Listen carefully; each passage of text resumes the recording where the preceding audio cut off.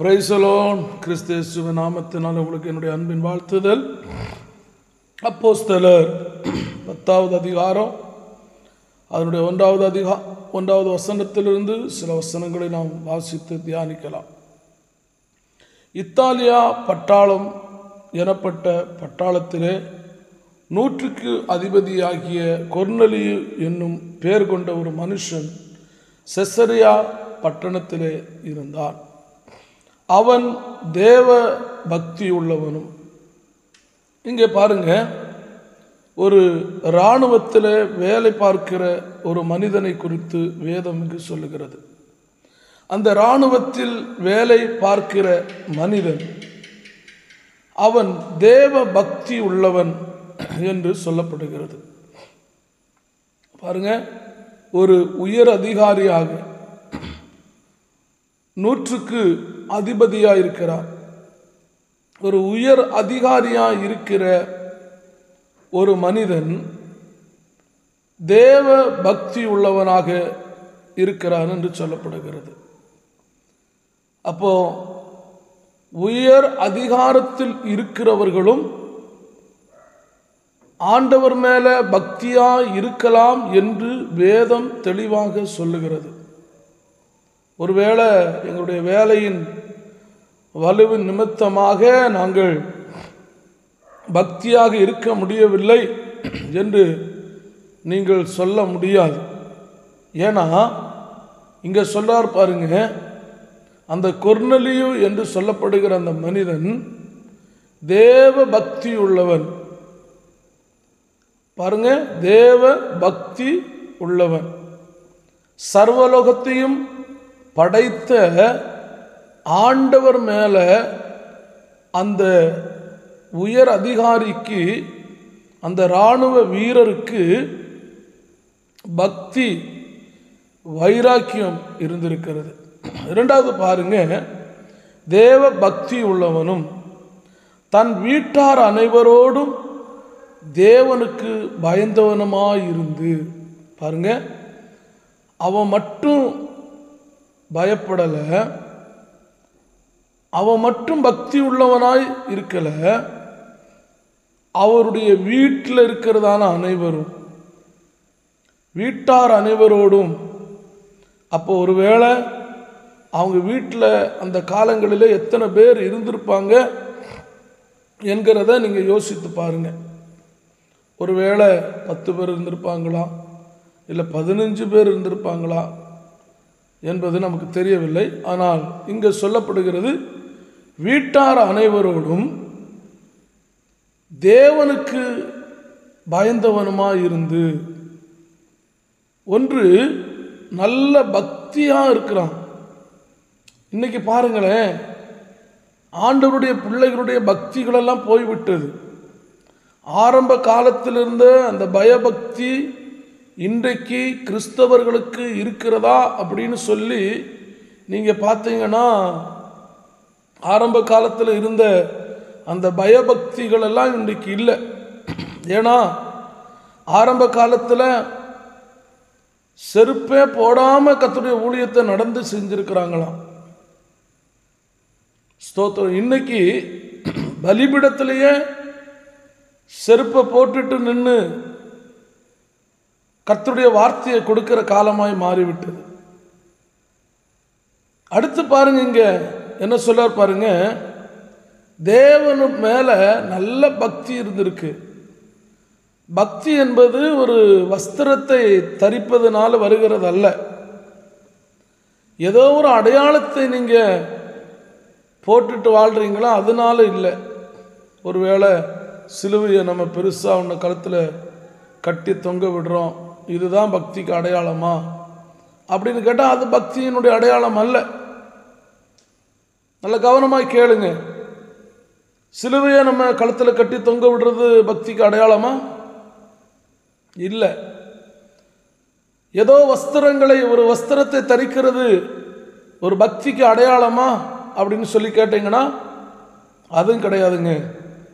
உங்க வாழ்க்கை, உங்களுடைய செயல்கள், நீங்க மற்றவர்களோடு வாழுகிற அந்த மற்றவர்களோடு பழகுகிறது அல்லது பேசுகிறது, அதுதாங்க பக்தியை நமக்கு வெளிப்படுத்த முடியும். உங்களை பார்க்கும்போதே தெரியணும் நீங்கள் கர்த்தருக்கு பயப்படுற பிள்ளைங்க, பக்தியாக வாழ்கிற பிள்ளைங்கன்னு தெரியும். அடுத்து பாருங்க, சிலவங்க பக்தியாக நடிப்பாங்க, ஆனால் வீட்டில் இருக்கிறவங்க எல்லாம் என்ன செய்ய மாட்டாங்க, சர்ச்சுக்கு வர மாட்டாங்க. மனைவி பயங்கர பக்தியாக இருப்பாங்க, புருஷன் ரட்சிக்கப்பட்டிருக்க மாட்டான். புருஷன் பயங்கர பக்தியாக இருப்பான், மனைவி ரட்சிக்கப்பட்டிருக்க மாட்டாங்க. மனைவி பயங்கர பக்தியாக இருப்பாங்க, மனைவியும் புருஷனும் பக்தியாக இருப்பாங்க, பிள்ளைங்க ரட்சிக்கப்பட்டிருக்க மாட்டாங்க. இதுக்கு காரணம் என்ன அப்படின்னு சொல்லி பார்த்தீங்கன்னா, இவங்க பக்தி என்கிற வேஷம் தரிக்கிறாங்க. பக்தி என்கிற ஒரு வேஷத்தை தரித்து கொண்டு வாழுகிறதுனால நிறைய பேர் இன்னைக்கு என்ன செய்யறது, ரட்சிக்கப்படுகிறது இல்லை. அப்போ நீங்கள் பக்தியாக வாழணும். அவங்கக்கிட்ட உங்களுடைய அந்த பயபக்தியாக வாழ்கிறீங்கல்ல, உங்களுடைய வாயின் வார்த்தை, உங்களுடைய செயல்பாடுகள், அவங்களோடு நீங்கள் பேசுகிறது, நடக்கிறது, இதெல்லாம் அவங்க பார்த்து உங்களுக்குள்ள ஏசப்பா இருக்கிறார் என்பதை அவர்கள் அறியணும். அறியறது மட்டுமல்ல, அவர்கள் ரட்சிக்கப்படணும். அப்போ இங்கே தெளிவாக சொல்லுது பாருங்க, தேவ பக்தி உள்ளவனும் தன் வீட்டார் அனைவரோடும் தேவனுக்கு பயந்தவனுமாய் இருந்து.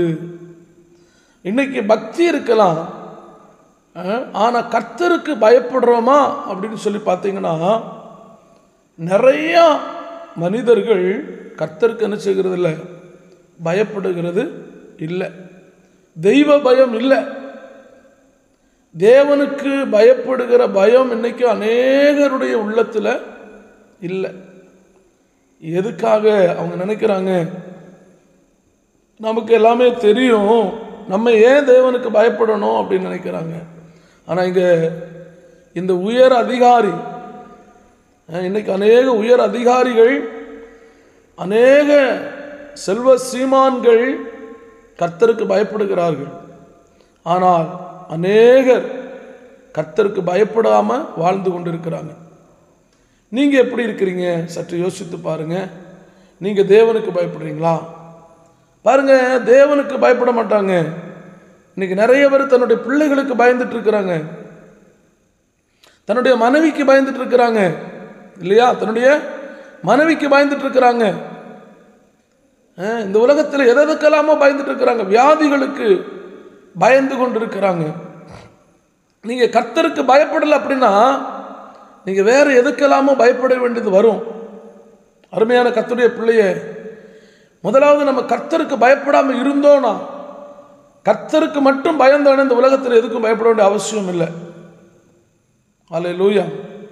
ஆனா கர்த்தருக்கு பயப்படலை அப்படின்னா நிறைய காரியங்களுக்கு நீங்கள் பயப்படுவீங்க. கர்த்தருக்கு பயந்தீங்கன்னா பிள்ளைகளுக்கு பயப்பட வேண்டாம், மனைவிக்கு பயப்பட வேண்டாம், கணவனுக்கு பயப்பட வேண்டாம். எல்லாமே அன்பாக இருக்கும், ஒற்றுமையாக இருக்கும், ஒருவருக்கு ஒருவர் விட்டு கொடுப்பாங்க, ஒருவருக்கு ஒருவர் கீழ்ப்படிவாங்க, ஒருவருடைய பாரத்துக்காக இன்னொருவர் ஜெபம் பண்ணுவாங்க, உதவி பண்ணுவாங்க. அப்போ என்ன அப்படின்னாக்க, நம்ம பக்தியாக நடக்கிறது மட்டுமல்ல, கர்த்தருக்கு என்ன செய்யணுமா, பயப்பட வேண்டும். கர்த்தருக்கு பயந்தா நம்ம ஞாயிற்றுக்கிழமை தேவனுடைய ஆலயத்துக்கு வந்துடுவோம், அதிகாலையில் எழும்பி ஜெபம் பண்ணுவோம், நல்லா பைபிள் படிப்போம் இல்லையா? கர்த்தருக்கு பிரியமா, எல்லா விதத்திலையுமே கர்த்தருக்கு பிரியமா நம்ம வாழ்றதுக்கு நம்மளை முழுமையாக விட்டு கொடுப்போம். அப்போ நம்ம கர்த்தருக்கு பயப்படுகிறோமா அப்படின்னு சொல்லி நீங்கள் பாருங்க. தேவனுக்கு பயந்தவனுமா இருந்து இந்த அதிகாரி தேவனுக்கு பயப்படுறான். ஸ்தோத்திரம். அருமையான கர்த்தருடைய பிள்ளையே, நீங்கள் கூட ஒரு வேளை இந்த சத்தத்தை கேட்கிறவர்க ஒரு உயர் அதிகாரியாக இருக்கலாம். தேவனுக்கு பயந்தா நீங்கள் தவறு பண்ண மாட்டீங்க. கர்த்தருக்கு பயந்தீங்கன்னா சரியாக உங்களுக்கு கொடுத்துருக்கிற டியூட்டியை சரியாக செய்து முடிப்பீங்க. உங்களுக்கு கொடுத்துருக்கிற வேலையை, உங்களுக்கு கொடுத்துருக்கிற பணியை சரியாக செய்வீங்க. ஏன் தெரியுமா? நமக்கு மேலே ஒருத்தர் இருக்கிறார், ஒரு எஜமானன். நமக்கு மேலே நம்மளை ஆளுகை செய்கிற ஒருவர் இருக்கிறார். ஒருவேளை நீங்கள் நினைக்கலாம், என்னை விட உயர் அதிகாரி வேற இல்லைங்க அப்படின்னு நம்ம நினைக்கலாம். ஆனால் ஆண்டவர் சொல்லாரு, உங்களை விட உயர் அதிகாரி ஒருத்தர் இருக்கிறார். அவர் யார் தெரியுமா? சர்வலோகத்தையும் படைத்த ஆண்டவர். அவர் சொல்லுகிறார், அந்த தெய்வத்துக்கு நீங்கள் பயந்தீங்கன்னா நீங்கள் என்ன செய்ய மாட்டீங்க? லஞ்சம் வாங்க மாட்டீங்க. அந்த தெய்வத்துக்கு நீங்கள் பயந்தீங்கன்னா அநீதியான தீர்ப்பு செய்ய மாட்டீங்க. அந்த தெய்வத்துக்கு நீங்கள் பயந்தீங்கன்னா ஸ்தோத்திரம், ஏழைகளை அபகரிக்க மாட்டீங்க. ஏழைகளுடைய ஸ்தோத்திரம் வழக்குகளை நியாயமாக தீர்ப்பீங்க. அருமையான கர்த்தருடைய பிள்ளைகளே, இந்த உயர் அதிகாரி இவர் தேவ பக்தி உள்ளவர் மட்டுமல்ல, தன் வீட்டார் எல்லாரையுமே ஆண்டவருக்குள்ள வழிநடத்தினார். அது மட்டுமல்ல, அவர் கர்த்தருக்கு பயந்திருந்தார். அது மட்டுமல்ல, அடுத்து இன்னொன்று செய்றார் பாருங்க, ஜனங்களுக்கு மிகுந்த தர்மங்களை செய்தார். அடுத்து பாருங்க, தேவனுக்கு பயப்பட பயப்பட நம்மளை அறியாமலே நம்ம தர்மம் செய்யணும், மற்றவங்களுக்கு ஏதாவது ஒரு உதவி செய்யணுங்கிற எண்ணம் நம்ம மனசுக்குள்ள வருங்க. ஆமாம், தேவனுக்கு பயப்படலைன்னா அந்த எண்ணெல்லாம் வராது. தேவனுக்கு பயப்படலைன்னா பணத்துக்கு மேலே நாட்டம் வந்துக்கிட்டே தான் இருக்கும். எவ்வளோ பணம் வந்தாலும் பத்தாது.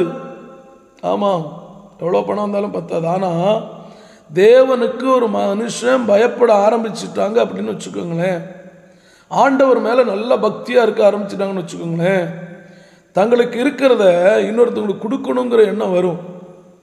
நம்ம மட்டும் வாழ்ந்தால் போதாதுங்க, மற்றவங்களுக்கு ஏதாவது நம்மளால் இயன்ற உதவியை செய்யணும் என்கிறதான ஒரு எண்ணம் மனசுக்குள்ளே வருங்க. கண்டிப்பாக வரும். அல்லேலூயா. இங்கே ஒரு பெரிய அதிகாரி, ஒரு உயர் அதிகாரி, ஒருவேளை அவர் எப்படி வேணாலும் வாழ்ந்திருக்கலாங்க. அவர் என்ன செய்தார் பாருங்களேன், ஜனங்களுக்கு, ஏழை மக்களுக்கு, எளியவர்களுக்கு, திக்கற்றவர்களுக்கு, ஆதரவற்றவர்களுக்கு தன்னால் இயன்ற உதவிய தர்மங்களை செய்யணும் அப்படின்னு சொல்லி அவர் விரும்புகிறாரு. நீங்கள் யோசித்து பாருங்க, இன்னைக்கு நம்ம மட்டும் வாழ்ந்தால் போதும், நம்ம குடும்பத்துக்கு போதுமான வருமானங்கள் வருது, அது போதும் அப்படின்னு நினைக்கிறது இல்லை. இல்லை, இன்னும் வேணும் வேணும் வேணும் வேணும் வேணும்னு சொல்லி சேர்த்து சேர்த்து சேர்த்து சேர்த்து இன்னொருத்தன் கையில் கொடுத்துட்டு நீ போய் சேர போகிற. அல்லேலூயா. இன்னொருத்தவங்க அதை ஆளுக செய்ய போகிறாங்க, இன்னொருத்தவங்க கையில் அதை கொடுத்துட்டு போக போகிறோம். ஆனால் இருக்கும்போது, உயிரோடு இருக்கும்போது மற்றவர்களுக்கு நம்மளால் இயன்ற உதவிகளை செய்யும்போது அது மிகுந்த ஆசீர்வாதமாக மாறும். அதனால தான் இங்கே ஆண்டவர் எழுதி வச்சிருக்கிறார் பாருங்க. அடுத்து பாருங்க, ஜனங்களுக்கு மிகுந்த தர்மங்களை செய்து எப்பொழுதும் தேவனை நோக்கி ஜெபம் பண்ணி கொண்டு இருந்தார். இந்த தேவ பக்தி என்கிறதான அந்த வார்த்தையை பார்க்கலாம். இப்போ இங்கே சொல்றாரு, எப்பொழுதும் ஜெபம் பண்றான். பாருங்க, ஒரு உயர் அதிகாரி. என்ன பிடிங்க, நீங்க யோசிக்கலாம், என்னங்க பிரதர், என்னங்கய்யா, நான் வேலை பார்த்துட்டு இருக்கிறேன், எப்பொழுதும் நான் ஜெபம் பண்ணிட்டு இருந்தால் போதுமா? நீ என்ன வேலை பார்த்தாலும் உன் மனம் தேவனோடு கூட ஐக்கியப்பட முடியும், உன் மனசு ஆண்டவரோடு கூட பேச முடியும், உன் சிந்தனை ஆண்டவரோடு கூட பேச முடியும். புரியுதுங்களா? வண்டி ஓட்டலாம், மனசு ஆண்டவரோடு கூட பேசலாம். எந்த வேலைகள் பார்த்தாலும், எந்த பணியில் நீங்கள் அமர்ந்திருந்தாலும் அந்த இடங்களில் நீங்கள் ஆண்டவரோடு கூட பேசி கொண்டு இருந்து பாருங்க, உங்கள் வாழ்க்கை நிச்சயமாக மாறும். நான் மாறும்போது நம்முடைய தேசம் மாறும். நம்முடைய தேசம் மாறும்போது நமக்கு அநேக நன்மைகள் வரும். அருமையான கர்த்தருடைய பிள்ளையே, இந்த உயர் அதிகாரியை போல, இந்த தலைவனை போல, இந்த இராணுவ வீரனை போல இன்றைக்கும் அநேகர் ஜெபித்துக் கொண்டிருக்கிறார்கள். ஆனால் நீங்கள் உங்களுடைய வாழ்க்கையில் பக்தி உள்ளவர்களாக இருக்கிறீர்களா? மனித பக்தி அல்ல, பிள்ளைகள் மேல பக்தி அல்ல, பணத்து மேல பக்தி அல்ல, கர்த்தர் மேல நீ பக்தி உள்ளவர்களாய் இருக்கிறீர்களா? அல்லது உங்களுடைய வீட்டார் இன்னும் ரட்சிக்கப்படாமல் இருக்கிறார்களா? உங்கள் குடும்பத்தில் இருக்கிற யாரோ ஒரு நபர் இன்னும் மனம் திரும்பவில்லை என்று வேதனைப்பட்டு கொண்டிருக்கிறாயா? இன்றைக்கு நீங்கள் என்ன செய்யணும்னா பக்தியாக நடக்கணும், பக்தி உள்ளவங்களாக வாழணும், தேவனுக்கு பயப்படணும். உன் குடும்பத்தில் இருக்கிற நம்முடைய குடும்பத்தில் இருக்கிற உங்களுடைய குடும்பத்தில் இருக்கிற அத்தனை பேரையும் ஆண்டவர் ரட்சிப்பார். அருமையான கர்த்தருடைய பிள்ளையே, இன்றைக்கு நீங்கள் ஜெபம் பண்ணக்கூடிய ஒரு பிள்ளைகளாய் மாறுங்கள். ஜெபம் நம்முடைய வாழ்க்கையில் ஒரு முதுகு எலும்பை போல் இருக்கிறது. முதுகில் இருக்கிற அந்த தண்டு எலும்பு இல்லைன்னா நம்ம என்ன செய்ய முடியாது, நிமிர்ந்து நிற்க முடியாது. ஜெபம் இல்லைன்னா நிமிர்ந்து நிற்க முடியாது. பணத்தினாலேயோ அதிகாரத்தினாலேயோ ஒருவேளை நம்ம நினைக்கலாம் நம் தேசத்தை நாம் ஆளலாம். ஆனால் நாம் நிமிர்ந்து நிற்க வேண்டும் என்றால், நாம் ஸ்தோத்திரம் செய்கிற தான தர்மங்கள் எல்லாம் ஒருவேளை நீங்கள் நினைக்கலாம் இங்கே தான் தெரியும்யா. இல்லை, பரலோகத்தின் தேவனுக்கு அது தெரியும். தயவு செய்து நீங்கள் இந்த உயர் அதிகாரியை போல பக்தி உள்ளவர்களாக உங்கள் வீட்டார் அனைவரோடும் கூட தேவனுக்கு பயந்து வாழுங்கள். ஒருவேளை தகப்பன் பயப்படலாம், பிள்ளைகள் பயப்படாமல் இருப்பார்கள். அல்லது தகப்பனும் தாயும் பயப்படலாம், பிள்ளைகள் பயப்படாமல் இருப்பார்கள். அருமை கர்த்தருடைய பிள்ளையே, இன்றைக்கு உங்களுடைய பிள்ளைகளுக்காக நீங்கள் ஜெபம் பண்ணுங்கள். அது மட்டுமல்ல, தான தர்மங்கள் செய்ய வேண்டியவர்களுக்கு செய்யுங்கள். அது உங்களுடைய வாழ்க்கையில் நன்மைகளை கொண்டு வரும். அது மட்டுமல்ல, ஜெபம் பண்ணுங்கள். ஜெபம் பண்ண மறந்து விடாதங்க. ஜெபம் பண்ண ஆரம்பிங்க. ஜெபம் பண்ணுங்க. ஆண்டவர் நிச்சயமாக உங்கள் வாழ்க்கையில் அற்புதங்களை செய்ய வல்லவராக இருக்கிறார். அடுத்து பாருங்க, அவர் என்ன செய்கிறார் பாருங்க. பகலில் ஏறக்குறைய 9ஆம் மணி நேரத்தில்